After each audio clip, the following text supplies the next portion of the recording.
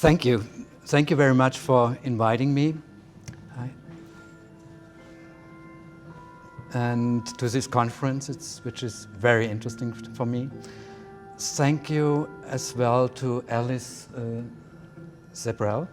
He did all the organizational work. And I'm proud to be here.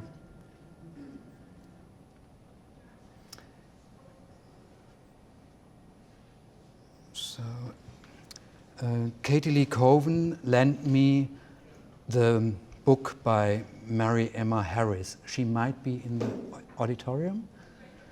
I love the book. I love the book. You did great work. And I have to admit, I knew very little about Black Mountain College, and I was really thrilled about the avant-garde ideas about teaching. They already had what I am still fighting for at the Berlin University of the Arts. And in Europe, you have to know, she's laughing, she's German. You have to know in Berlin, we are struggling, really struggling with a pretend education reform, so-called Bologna process. But this is luckily not the subject of today's presentation. The music you've heard is from Brian Eno, and the title that connects to the conference, Small Craft on a Milk Sea, and might give a hint that I'm not strictly onto craft ideas in a traditional way.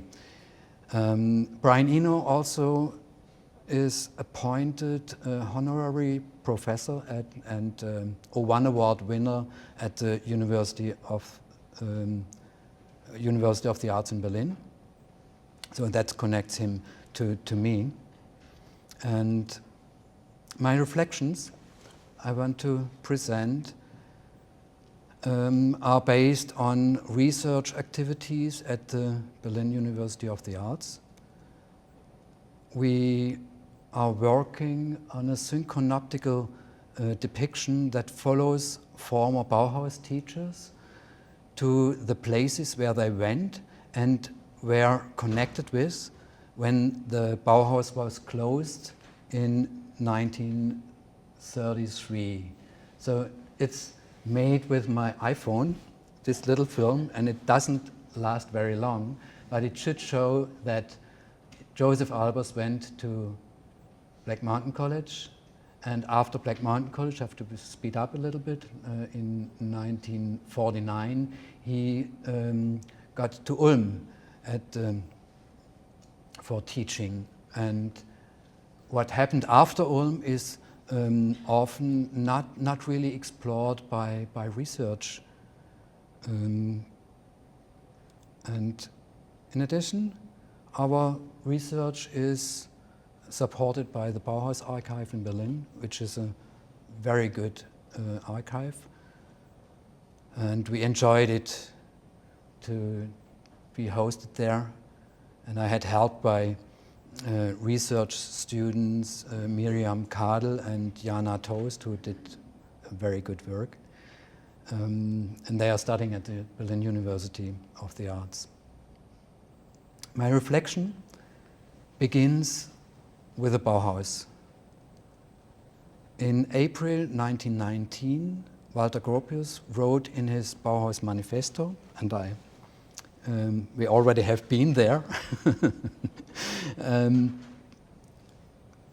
Yes, it's definitely the same quote, but I read it again. It might be that somebody else is in the auditorium. There is no essential difference between arts and crafts. Art is not a profession. Art can't be taught. This is important for people like me to know. Architects, sculptors, painters have to go back to the craft. Together they want, conceive, and create a new building of the future. I translated it from the German publication so we can compare afterwards if we have the same quote. When it comes to the verb build or building, we can understand the term in different ways. Just as we can understand craft in different ways. And straight at the beginning, I allow myself a side remark about A.G. Fronzoni, an Italian graphic designer who taught his students in his Milano-based workshop school. First of all, you have to build your own personality before you start to build anything else. So, and this is contemporary. He's died recently, but it's definitely contemporary. Fronzoni had an absolute functionalistic way of thinking when he said, we need to aim at essential things, to remove every redundant effect, every useless flourish, to elaborate a concept on a mathematical basis, on fundamental ideas, on elementary structures. We strongly need to avoid waste and excess. This demonstrates that Bauhaus thinking has been maintained to the present, and that we still can learn from institutions like the Bauhaus and, of course, Black Mountain College, even more, as well as other subsequent institutions which followed up. And what I try is to show how modern thinking has been perpetuated since the Bauhaus has been shaped. But that's not always the case. Here's an example which made me really think. The Bauhaus Archive Berlin, the Bauhaus Foundations in Dessau and Weimar, and the Museum of Modern Art organized the New York Times wrote biggest ever exhibition on the Bauhaus. The show in Berlin was definitely impressive. I had big expectations on this exhibition, and it was really impressive in terms of the number of objects. But unfortunately, in my perception, my private perception, I got the impression they put an art history lid on it. And instead of transferring the essential ideas and the still valid avant-garde thinking, they put crafts on show. Bauhaus ideas today can be found on many places. I think every design and art curriculum has elements that trace back to the Bauhaus. Bauhaus is like a Mutterpilz, and Herta Horowitz, she's sitting here. We have been talking before. I tried to find a translation for Mutterpilz. Mother's mushroom, I think, doesn't work. That's not it. That's not it. But she suggested puffball. And I think puffball, this kind of mushroom, might hit the idea. If you look it up in the dictionary, it's mushroom, fungus, or even rhizome. Rhizome is a very fashionable kind of word we use in presentations. And I tried to translate, so the puffball has to spread spores to give rise to many little eruptive plants. This is the quote of Walter Gropius, and I'm really happy about the puffball that brought me a step forward. And in addition, I have my own picture, or a picture of my own. What happened to the Bauhaus was like breeding roses. They have to be pruned, cut, in order to become refined, purified, and cultivated. And it seems that if an idea becomes too advanced, too avant-garde, it will be stopped by, often, not receiving funding anymore. But to say it in the word of Wilhelm Flusser, communication theorist. Somebody might know him. We keep the archive at the University of Berlin. So Wilhelm Flusser said, but it can survive in the memory of others. And we will be spread like a Mutterpilz by subsequent generations. So Bauhaus, Black Mountain College, the Ulm School of Design, all these schools have been avant-garde, and all of them have been closed. Bauhaus 1933, Black Mountain College 1957, and Ulm in 68. So I ask, how does it relate to the theme of the conference? Therefore, I will explore the main ideas that were often repeated in design literature. In 1919, Gropius created the expression art and craft. Today, this expression is very common, but as we already heard, at its time it was revolutionary.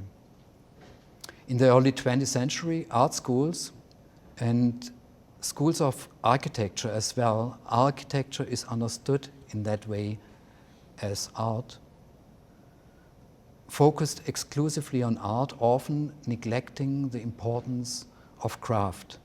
And Gropius saw that two were equally important. Next to come, Gropius replaced craft with technology, and at the Ulm School, the revolution replaced art with science. Ulm deleted art nearly completely and spent much more attention to the question how design relates to science, but how design relates to the arts. Later, in my own student generation, we were happy to get more design, even if we did not get art. And today, I have it all. Conferences are held in Berlin, especially in Berlin, on science through art, art through science. And in my opinion, the future of artistic work can be much more interdisciplinary. And I'm really happy that I'm at the Berlin University, where the arts include music, painting, sculpture, architecture, industrial design, fashion design, arts and media, textile, marketing, visual communication, and whatever. But what about shape?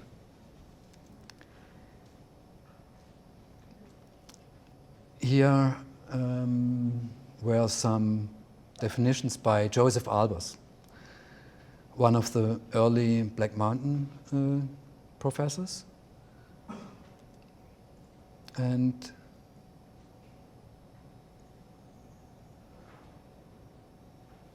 in the brackets, I was looking for the declammer. In the brackets, it's not my comment, it's still the quote of Joseph Albers.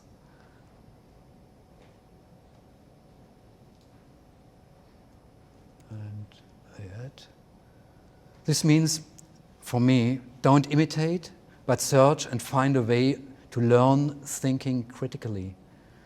The focus is on the method, not on the shape. And another quote by Joseph Albers, at his Bauhaus time, of course, but in my understanding, this quote is very much Black Mountain. And if you read the book, then you will find this kind of attitude quite often.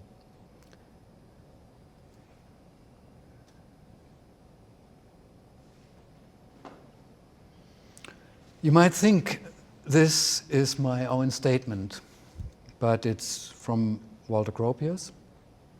But I think this is definitely the essence, even today. And of course, it's the future as well. I'm focusing on the design foundations, the essential basics, because I'm teaching in that field. And the so-called Grundlehre, I like the German words for such things, the fundamental design elements, the Grundlehre,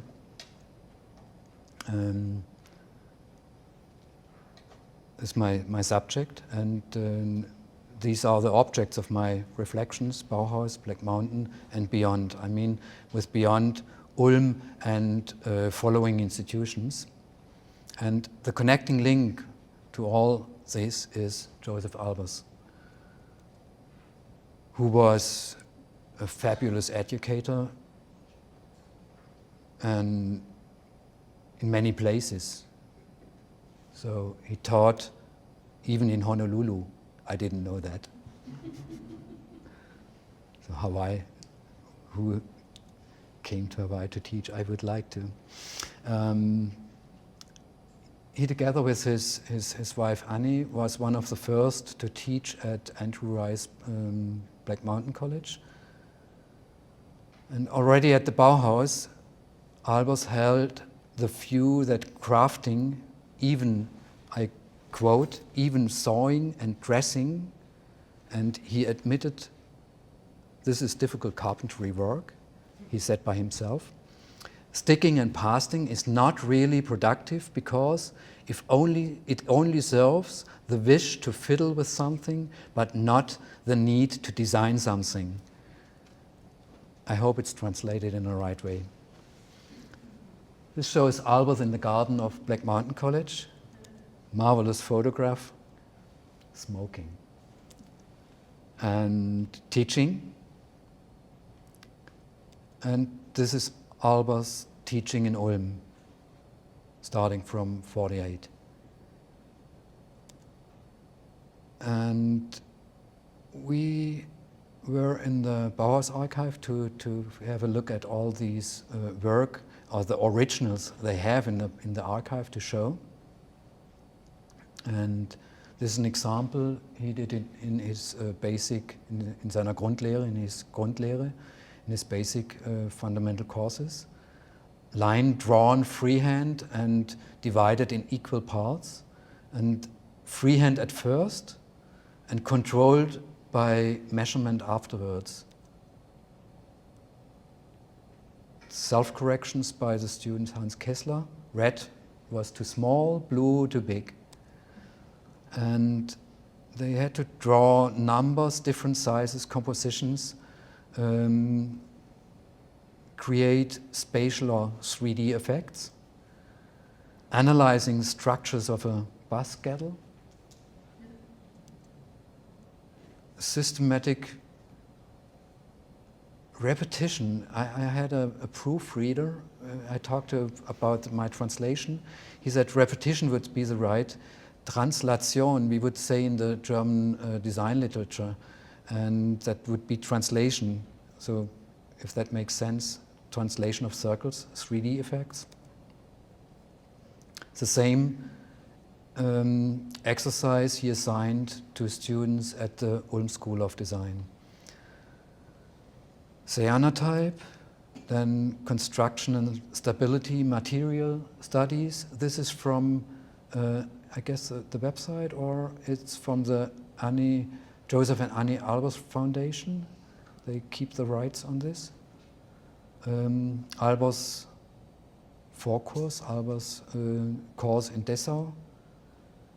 Cutting and folding at the Bauhaus. And all these things can be seen at the Bauhaus archive in Berlin. Inverting, extruding, and the systematic circle cut and rotation with different materials. Today it's a 5-minute Photoshop. So, but it meant something else at that time. Folding 3D, folding to create 3D structures, material studies, collage of materials. So we were happy that the Bauhaus Archive opened even its files of photographic reproductions for us. And that's the way they file the things. Still an example of Albus Forcus. And now we get to Ulm. Albus teaching in Ulm. And again, in 1953, Albus was one of the first to teach at the newly founded school. His assignments to the students were similar to Albus' teaching at the Bauhaus and Black Mountain College, even more elaborate. And here are visible results. I was amazed when I saw this photograph because it seems, I'm nearly sure, 99%, that the guy who's holding the structure is Otto Eicher, one of our heroes. He is. Yes. He became famous for his design for Olympia in 1972, and I think he's still valued to study. And he is definitely within the Ulm, Bauhaus Ulm tradition. So, but back to Albus, I brought you a not very well known publication on the Albus. I still keep the word Forcus. It is the first year of design. So on Albus Forcus, the foundation course, it's a kind of program or video which goes back to 1954 and Martin Krampen, who published this video. This is a very early film script written by Joseph Albus in 1954 and documented by the correspondence with Martin Krampen, who was Ulm student and docent, Schwäbisch Gmünd and Berlin professor, semiotician, designer and artist, still working. And I myself joined his lectures as a student. And the funny thing with it is that connects me only with one person in between to Joseph Albus. So this is, to understand, this is the cover of this CD. It's a kind of, a film should occur, it's a kind of a film. It's made by, with Flash software, which is used for more interactive things. So, and it costs a lot of time to watch. I condensed it a little bit. I cut out all the explanations, which are very long and very exhausting, but the program is thought for students to repeat what you see at the video, to repeat by yourself at the same time. So you should try to do symmetrical drawings, by freehand drawings, to learn how to use geometrical possibilities to find a good design. And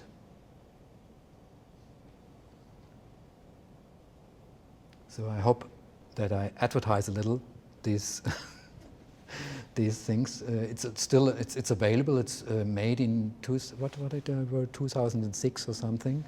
So it's still available, but not very well known. And so one extra picture, and then I skip to the following.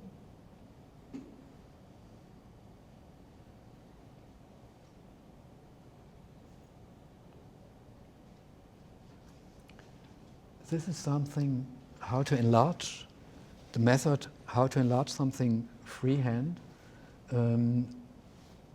methods which are not popular anymore. Students don't like to draw. So I'm teaching basic courses, and it's always difficult to get them drawing. And so, but I continue. It continues for several minutes. But I continue to the basics in color perception. Different colors in the middle of each box, you see, are the same in reality. So I go back again, it's nice effects. And to know that Albers did this in a very early stage, it's repeated. Now it's Zwim for what we read, or Küppers, which is contemporary, but the effects are still the same. Nice with a gray, can perceived as nearly black when taken out. The perception of transparency is interesting. These three colors are perceived distinct independently if you look at it, and become related and seem translucent because we already learned how color works. And these are exercises done by Albers students in Ulm. Nice examples, I think. And I'm considering to assign this to next semester to my students, to work by hand. Vibrating, it's another phenomenon, vibrating colors, very vibrant. On my screen, it loses a little to the projection, and that relates to the exercises. Material studies in Ulm, still a little Bauhaus-like. I have a lot of them, so I skip. I flip through the pages a little bit faster.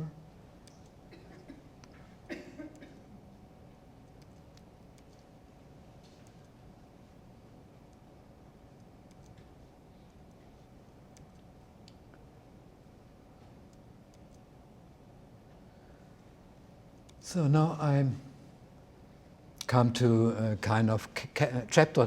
I would say chapter 2. Similarities. This is a big subject in my research. I thought this is a nice idea to present on the conference, that there are a lot of similarities or equivalents. That idea came while working on all these examples. And this is Black Mountain College.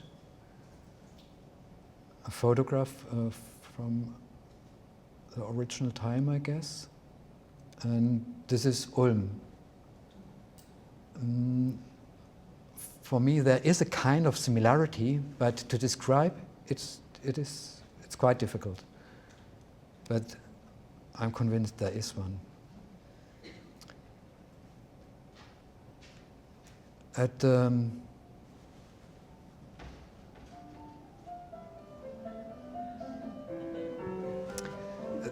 I brought a break for you. This is a music break. Because I read a book, and there was written that at the Ulm school it was very fashionable to be a Bach music lover. And at the Bauhaus as well,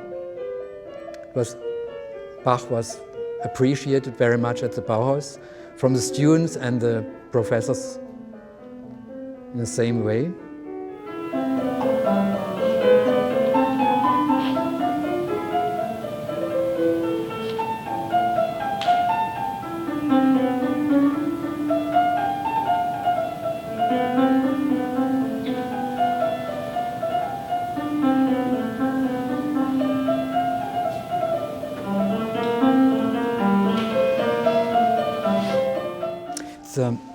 Invention in C, available on the web, even in open source. And this shows to prove that they have been Bach lovers in Ulm.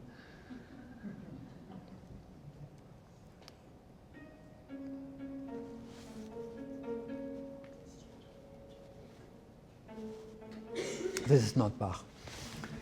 This is John Cage, and he taught at the Black Mountain College. And like the music of Bach, John Cage's music is very conceptual, structured, mathematical, and in a way intellectual. He taught at Black Mountain College in 48 and 52. On the website of Black Mountain College Museum, he is described as, I quote, a man of many interests: music, mushrooms, Zen Buddhism, and Eastern philosophy, visual art and dance. What a surprise to me. I already had the title Mushrooms. And in 1959, he was teaching again, and at the New School of Social Research in New York, and his course was named Botanical Mushroom Identification and Experimental Composing. So, and the music you heard was performed by Margaret Langton, and the title is Music for Marcel Duchamp, which relates to Brian Eno in a way. John Cage, out of Mary Emma Harris' book, young John Cage. And out of the book as well, Buckminster Fuller taught at Black Mountain College, the same year as John Cage. And now I come to the similarities. I can find a faint resemblance with Albert's basic assignments to the cupolas of Buckminster Fuller. And in Ulm, students designed and crafted cupolas by using modular elements. That was a new thing with it. The docent was Rudolf Dörnach, well-known architect, I think, in Germany. And he taught at the Department of Architecture in Ulm. And to follow it, all this brought the subject of, I don't know if the translation is right, I would say meshworks or net structures into the basic teaching. This is still at the Ulm School. Another similarity, both Black Mountain College and Ulm had bulletins, and they were there to describe their attitude and their teaching and their programs, to explain. They had a wish to explain their thoughts. It's the same in Ulm. The so-called Ulm Hefte, the Ulm booklets or Ulm magazines, bulletins as well. And they are still available on the web. Somebody did scan them all. They are not available in libraries anymore because they're so delicate that they just copy it and you only can get the copies, or you search it on the web. And this is a very good resource to study the assignments, especially for the forecourse or for the basic foundations. But they showed the work of their teachers as well. They all have been running their own studios at the same time they were teaching in Ulm. The bulletins allow to compare the disciplines. That's where I took the bulletins as a resource for my research. And these were the fields taught at the Black Mountain College. The source is Black Mountain College Bulletin 1944, Volume 2. And this can be combined with the disciplines taught in Ulm. In comparison, there are a lot of similarities. It depends how you translate. And but you can see sculpture they don't have in Ulm because this was too much art for them. They had workshops, same kind of workshops they used to have at the Bauhaus, but with sculpture. And if you know that Eicher, Otto Eicher, the hardcore functionalist in his major work, started as a sculptor, but he tried to forget about it. So the following diagrams are not yet completely evaluated by my research activities, but I decided to show it because even to look at it makes it interesting. This is a timetable of the Bauhaus. This is of the new Bauhaus, Chicago, and this is not properly reproduced. That's I try to give readable explanation in the diagram.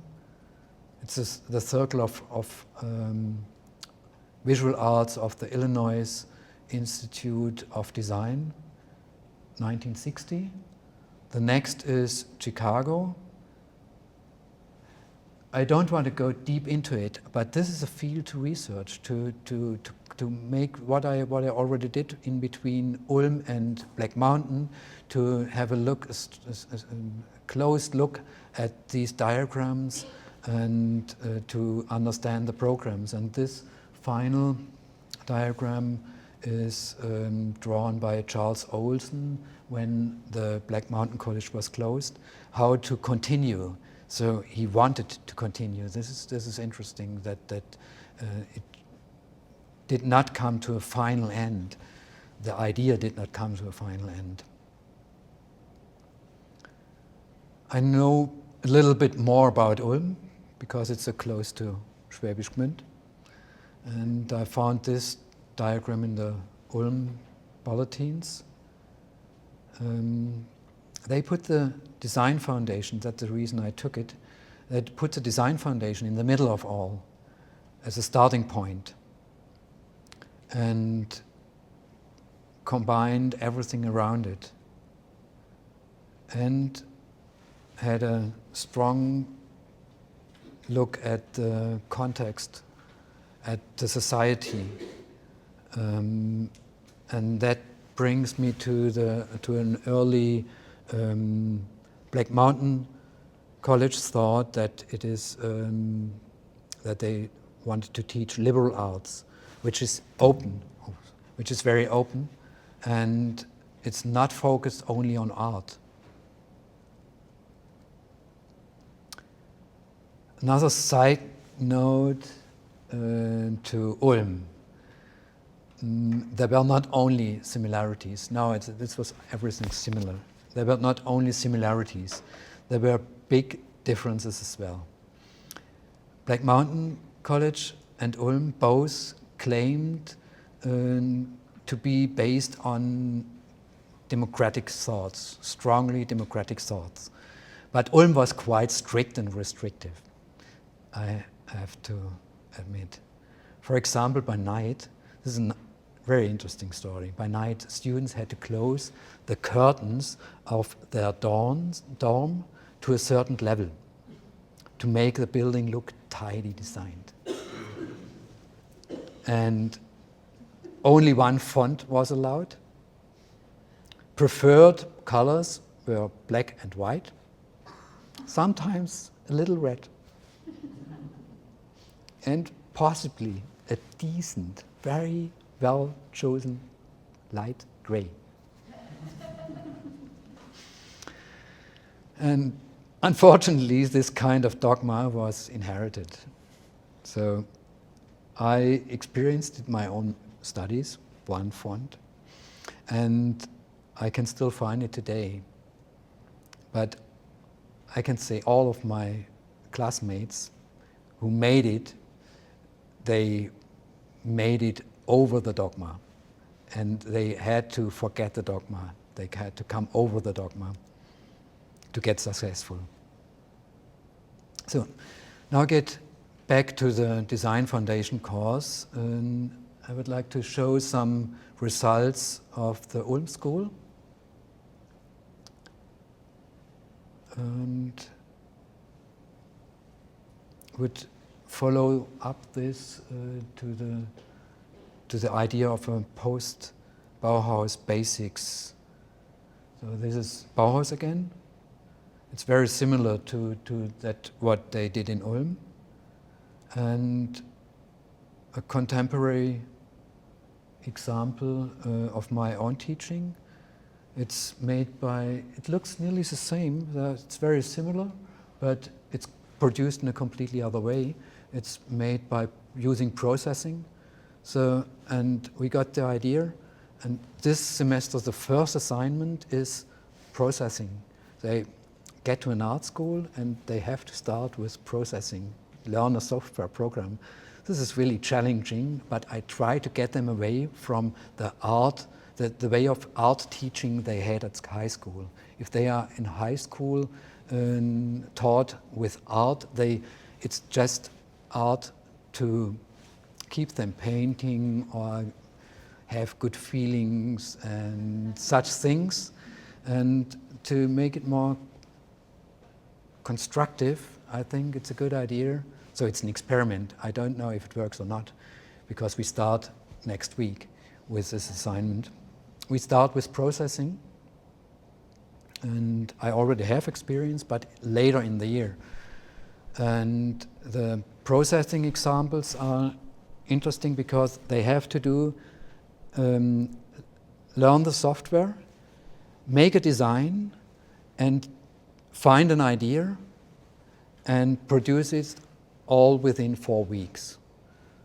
And that makes them if they succeed, that makes them very confident how to approach a design exercise. You can learn something. If you get the assignment, you don't know anything, you can research, you can learn something, learn how to use the software, and come to a result. I think this is a very important and modern experience to teach. So the assignment here in Ulm, concave, convex planes, reminds me very much to the Bauhaus Paragon, to this Bauhaus Paragon. Additional samples made in Ulm. And basics are taught today very perfectly, or not only today, since the 60s. They are taught very perfectly in Switzerland. This shows a page what they do in Zurich. And axonomic perspectives, cubes, quadrants, formal operations like addition, packing,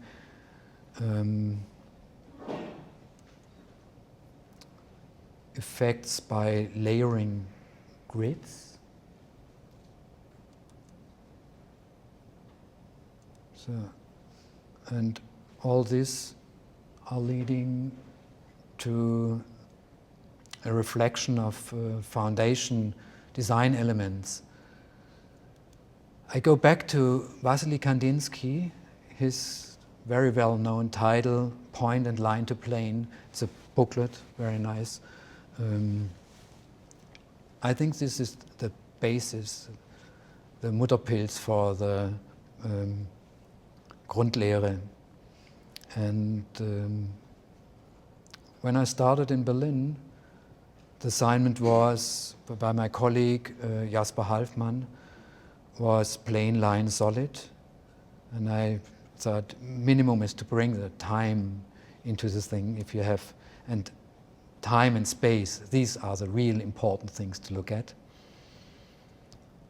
Time could also understood as moving image. It's closer to the visual communication education, and this led finally to our current structure, that we try to teach what is a process. We concentrate on the image, but on the pure image and the moving image, to produce images and to produce moving images, to make experience in space.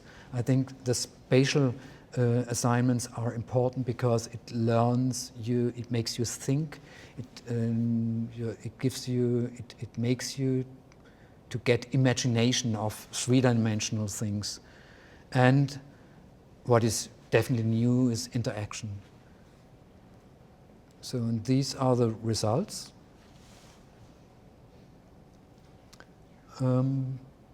Some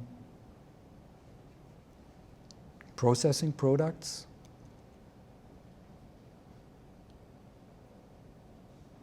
And due to the students are not sitting in the auditorium, I can tell what I'm planning next semester. For the students, I try to, every assignment should be a surprise. So, and the surprise sometimes is really a surprise. And this time, if they solve the processing assignment and get the results, I want to go back to teach depiction methods and take these processing results and go over it with a brush or with a pencil or with coal, and take it as a possibility to find a form. And if you found the form by using processing, then go back to craft and do something with the hands and try to use this as a foil and go over it and find additional solutions. And then go back to the computer again and try to make it interactive or take moving images out of it. So, but I also try to make them drawing. Students should draw. And I'm convinced if you want to be an art director, you have to be able to draw. You have to be able to explain somebody else who, in which way he has to do his work. Otherwise you can do it by yourself. So if you can draw by hand, you don't have to sit at the computer. And freehand drawing, I think, is really, measuring is really important. That's what we do, and that connects me to the Bauhaus assignments. This is the early 1925 Albers assignment. And then they have to build, they have to join the workshop classes, make their material experience with wood and with gluing and pasting, but in a way, in a concentration, with concentration and pre-planning. And I also like the students to do technical drawings as a basis for further steps, and to do a proper photograph. This as well is important. Everybody can do it on automatic, but to get a step forward, you need to have a workshop experience. So there's an examples of one assignment that they have to draw. This is drawn with a computer again, but they also have to build. And sorry about my sometimes maybe not proper English, but I translate from the German. And they make big learning steps while doing the workshop, the crafting in the workshop things. And from one week to the other, or from one result to the other, there's a big distance often. The first thing they show is covered with glue and not precise at all. And then you give a correction, you explain how to hold a knife. You have to teach them how to hold a knife. And if you go through this process, a week later or 2 weeks later, they come up with really perfect models like this. And I also want them to keep sketchbooks, to sketch freehand, and they do. But also, I expect proper documentations, which can be presented. This is all for first year. They start just with and to draw with a computer. The same, again, the building. It's not so easy to do this kind of work.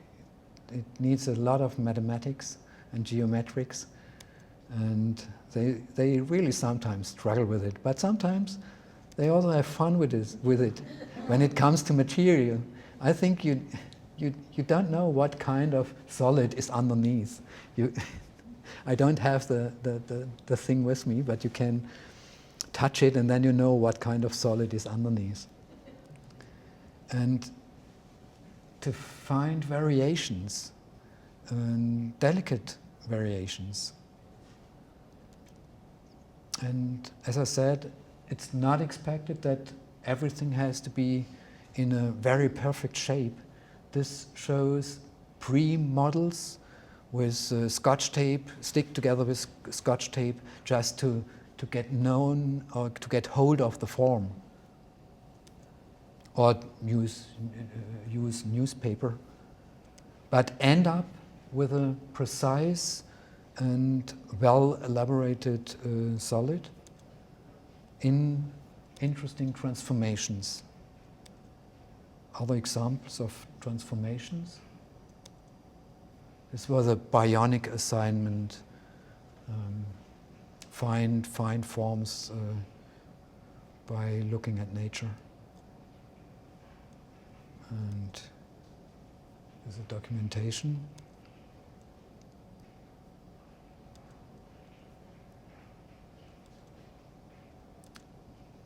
So, and material studies again. Not really perfect, but I love it exactly because of this. And in addition, what I think we also should consider much more is it's a new idea I would like to bring into basic courses as well, is the meaning of objects. Objects have a meaning, and this shows an assignment, a work of a student, Clemens Jahn, who took these objects like proofs of something, and the assignment was to make a story out of it and to find a good layout for the story, do a nice design, do the typography, and make it interesting by telling the story. Before I close, I allow myself an appendix to all those of to all those of you who expected something completely else, who expected more craft and more crafted things. And I thought, I have to bring something. And the Ulmer Hocker, this Ulmstuhl, that would be a nice story. But you have a nice chair as well, the Lawrence Kocher. I would pronounce it Kocher in German, the plywood chair. And if I would have to choose in between them to sit on, I don't know which one I would take. But to the Ulmer Hocker and the crafts, mortise and tenon, nicely done at the Ulmer Hocker. And the question is the rhythm of mortise and tenon. How many mortises and how many tenons? So is the same amount, or is there one more mortise at the end of the piece? So here or here. It's like the Greek column discussion. Is there one in the corner or not? I have my own theory how the original might have been, but that's not proved. I would say the same amount, but to be proved. I think this one is called, I looked up the translation, is called,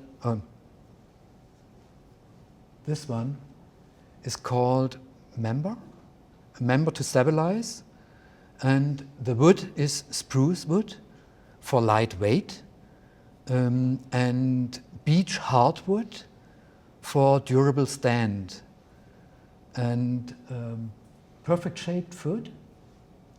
It needs this, that it stands properly. So this is very good craft. And it's used in many different ways, not only as a stool, but as a speaker's desk. I think it's Max Bild himself talking. And in the classrooms, inside and outside. And you can see different heights. You can use it in this way or this way. In the dorms. And this is not the Ulmer Hocker. This is Joseph Albers teaching. And he's sitting on a kind of stool which we researched as the Ittenstuhl. Itten gave the idea in around, it's not proved, we don't know exactly, but around 1926, he had this kind of stool, which is very interesting, and took from Le Corbusier in 1957 for a student dorm at the campus de Cité Universitaire Paris. And this stool already had the idea of the stool of Ulm. And the stool of Ulm has been also used as to carry books. I don't have a picture, unfortunately, of this. Every student had his own stool because they did not have enough stools to furnish, to furnish all the halls. And so every student had his own stool, and they carried the books with a stool by turning them upside down. And often copied, and often not in a really appropriate way, and heavy used, wrong material, and glammed up by Italians, Sanotta. And finally, as an inspiration for the year 2013 do-it-yourself stool, and this is a result of a design workshop in Berlin with unemployed people to design their own furniture, the so-called Hartz-IV-Möbel, Hartz-IV furniture. So shaping craft and design today, I think this is has to be international, interdisciplinary, and innovative. And I understand shaping craft and design today is 21st century Bauhaus thinking, but I rather would say 21st century Black Mountain thinking.